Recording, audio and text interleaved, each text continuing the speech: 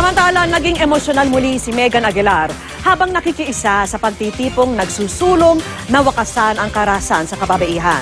Sariwa pa rin sa aktres ang dinanas na pananakit mula umano sa dating kinakasama. At nakatutok si Maki Pulido.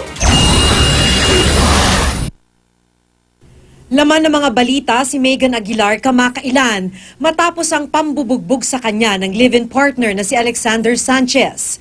Sa kwento noon ni Megan, hindi na niya mabilang ang mga insidente ng pambubugbog sa kanya ng ka-live-in na naulit nito lang Nobyembre nang makipaghiwalay siya dito.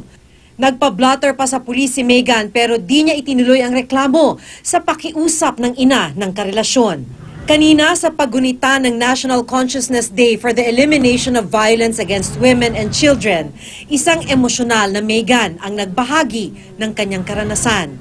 Lagi pong isipin na sa kada pagsubok, kada pagbagsak niyo sa buhay, meron kayong pananampalataya, meron kayong patatakbuhan. Niyakap pa siya ng aktres na si Monique Wilson na kasama rin sa pagtitipon. Sa datos ng Gabriela, isa sa bawat 5 babae nakaranas ng karahasan. Hindi pa kasama ang mga ayaw magsumbong dahil natatakot o nahihiya.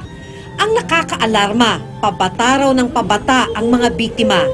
Sa datos naman mula sa PNP Women and Children Protection Center, umabot sa halos 4,000 insidente ng karahasan sa kababaihan ang naitala mula Enero hanggang Oktubre ng taong ito pa lamang. Influence ng media, ng kung ano yung nakikita nila, how women are projected, no? Yung women projected as sex object, parang nagiging natural na ang babae ay, pag lalaki ka, ay pwede mong ariin, pwede mong pagsamantalahan, pwede mong chancingan.